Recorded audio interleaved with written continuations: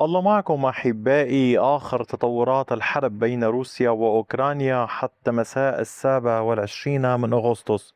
تغيرات ميدانية متزامنة على عدة محاور تعيد تحريك خريطة القتال في شرق وجنوب أوكرانيا. وحتى المساء لا تسير العمليات في اتجاه واحد. فبينما تواصل القوات الروسية الضغط على محاور داخل دونيتسك، تحديدا في اتجاهات دوبروبيليا وكراماتورسك، تسجل القوات الأوكرانية أيضا تغييرات ميدانية في مناطق أخرى في جبهة زابوروجي وفي كراماتورسك أيضا. وطبعا فيما يتعلق بهذه العمليات في جبهة دوبروبيليا، يظهر الضغط الروسي مجددا باتجاه نقاط يمكن أن تؤثر في شكل التحركات حول المدينة ومحاورها الريفية، يعني في المحيط، القرى والبلدات المحيطة. والسؤال هنا ليس فقط عن المسافة التي قطعتها القوات، بل عن قدرة كل طرف على تثبيت مواقعه وإبقاء طرق الحركة مفتوحة. أما في جبهة كراماتورسك فالصورة أكثر تعقيدا. هناك تحرك روسي على أحد المحاور يقابله أيضا تغير ميداني لصالح القوات الأوكرانية. وهذا الأمر يجعل قراءة الخريطة ضرورية لفهم ما إذا كانت العمليات منفصلة أم أنها تعكس محاولة كل طرف لتحسين مواقعه قبل المرحلة التالية من القتال. وفي جبهة زابوروجي تظهر تحركات ميدانية أوكرانية جديدة، هي أشبه بهجوم أوكراني مضاد واسع يتم شنه لاستعادة ما خسروه في الفترة السابقة. فما الذي حصل؟ دعونا نبدأ مباشرة من جبهة دوبروبيليا وننتقل إلى كراماتورسك وننتهي بجبهة زابوروجي. ولكن قبل ذلك أتمنى على حضرتكم مشاركة الفيديوهات بشكل مكثف، دعم القناة. بدون دعمكم القناة لن تستمر. سيكون من الجيد أن يشعر الجميع أنه جزء من نجاح هذه القناة. ولنبدأ من جبهة دوبروبيديا. تقترب القوات الروسية من بيلوزيرسكي. الوحدات الروسية تقدمت وسيطرت على هذه المساحة باللون الزهري كما تلاحظون. عمق التقدم للجيش الروسي بلغ بحدود الكيلومتر، بامتداد تقريبا نحو كيلومترين. القوات الروسية تستخدم أحزمة الأشجار الموجودة في المنطقة هنا للتحرك، وقد استطاعت كما تلاحظون اختراق التحصينات الأوكرانية الموجودة في هذا الاتجاه، مستغلة وجود ثغرات في المنطقة هنا على طول أحزمة الأشجار. إضافة إلى هذا الاتجاه، العمليات الروسية اليوم باتت على مشارف بيلوزيرسكي. فهل ستتمكن الوحدات الروسية من الاقتراب والدخول إلى هذه البلدة؟ هل سنشهد معركة باتجاهها؟ بيلوزيرسكي كما تلاحظون أحبائي هي تشكل نقطة إمداد لدوبروبيليا. كيف ذلك؟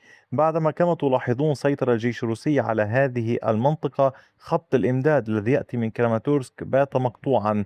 الخط الآخر يأتي من المنطقة الخلفية كما رسمتها لكم بناء أيضا على طلب أحد الأصدقاء في القناة، وهم يشجعني دوما على أن نشجعكم على طرح المزيد من الأسئلة والاقتراحات في القناة.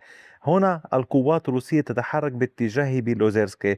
هذا التحرك كما تلاحظون، بيلوزيرسكي تقع على خط الإمداد للقوات الأوكرانية في دوبروبيليا من هذا الاتجاه الغربي. وبالتالي القوات الروسية قد تكون أمام محاولة لقطع خط الإمداد هنا لمنع إرسال قوات أو إمدادات أو غيرها. لذلك هذه المعركة هامة للغاية، حالها حال المعركة في المدينة. يعني البعض يتصور أن المعركة في المدينة هي فقط ضمن هذه المنطقة بالحدود الزرقاء، بل على العكس من ذلك، هي ضمن هذه المنطقة وضمن المحيط. وكلما ضغط الجيش الروسي في المحيط للضغط على خطوط الإمداد وتأمين إمداداته والضغط على خطوط الإمدادات الأوكرانية لقطع الإمدادات عن الأوكران، هذا يساعد في عملياته في دوبروبيليا. وهذه هي الحال اليوم في المنطقة هنا. لذلك أتمنى أن تكون الفكرة واضحة. وكما أقول لكم دوما، المعركة لا تقتصر فقط على مدينة وبلدة واحدة فقط، ولا تقيم النتائج بناء على ذلك فقط. وفي الجهة الشرقية الجيش الروسي يواصل التقدم، وهذا التقدم اليوم كان باتجاه زوروتي كولودياز.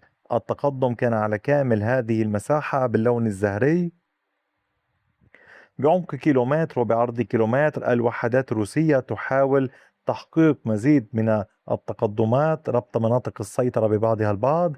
طبعا تلاحظون هناك جيوب أوكرانية في هذه المنطقة نحو 3 جيوب. القوات الروسية أيضا تعمل على العمل باتجاهها في محاولة لإغلاقها، ليصبح التقدم الروسي متساو في هذا الاتجاه، متوازن للضغط باتجاه خط الدفاع الأوكراني. العمليات مستمرة، ولنرى إلى أين ستؤول الأمور. وبصورة أوسع ستلاحظون أن القوات الروسية اليوم تتحرك في اتجاهات مختلفة على طول الخط الإمداد الذي لطالما اعتبر آمنا بالنسبة للقوات الأوكرانية بين كراماتورسك ودوبروبيليا. واليوم نشهد عمليات للضغط على خط الإمداد الآخر الموجود هنا. فما رأيكم أحبائي؟ إضافة إلى ذلك، فيما يتعلق بالعمليات بجبهة كراماتورسك، تقدمت الوحدات الروسية في محيط يوركيفكا مسيطرة على هذه المساحة. هذا الجيب الأوكراني كان موجود هنا، سيطر عليه الجيش الروسي. يتحدث عن منطقة بعمق 1.61 كيلومتر بامتداد 1.82 كيلومترا. العمليات لا تزال مستمرة لتأمين هذا الجزء من المنطقة هنا شرقي القناة المائية. وفي الجهة الغربية القوات الأوكرانية تقدمت واستعادت السيطرة الكاملة على أوريخوفاتكا. الجيش الأوكراني سيطر على هذه المساحة باللون الأزرق أمامكم، متقدما بعمق وصل إلى كيلومتر بعرض 910 أمتار. ونشأت منطقة رمادية موجودة هنا، جزء كان منطقة رمادية والجزء الآخر كان سيطرة روسية خسرتها الوحدات الروسية. اليوم المعركة قوية في هذه المنطقة.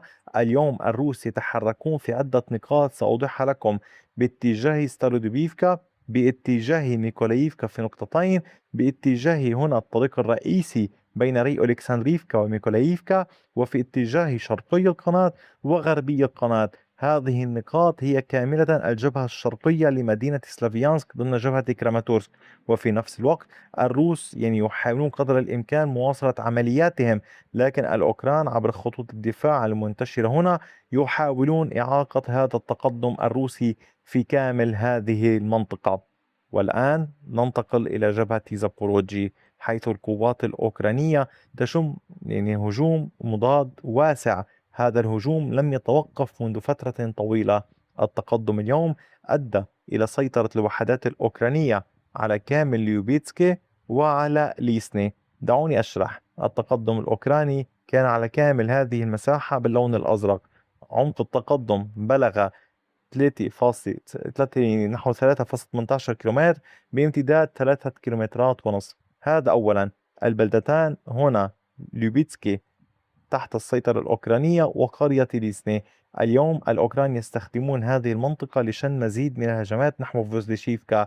لم تعد هناك بلدات في كامل هذا الاتجاه، يعني الأوكران يحاولون الضغط بشكل كامل عبر المساحات المفتوحة الموجودة في المنطقة هنا للوصول إلى الجهة الغربية من فوزليشيفكا بالتزامن مع عمليات في المنطقة هنا. الضغط كبير على هذه البلدة، ويترافق كل ذلك مع عمليات مستمرة للجيش الروسي في جبهة أوريخيف. الجبهة هنا اليوم تشهد حملات مستمرة من القوات الروسية التابعة لفرقة 98 باتجاه نوفا بافليفكا ونوفا أندرييفكا، والفرقة 42 تعمل بهذا الاتجاه في محاولة للتقدم على طول هذا الطريق الرئيسي نحو أوريخيف. أما في داخل المدينة فالاشتباكات على حالها، وعلى ما يبدو نشأ هناك خط تماس. خط التماس هذا ثابت منذ مدة خارطة السيطرة نتيجة قوة الاشتباكات. هل سنشهد تغيرا؟ هل يعول الطرفان على تغييرات في محيط المدينة في محاولة لتغيير خارطة السيطرة في داخلها كما حال دوبروبيليا؟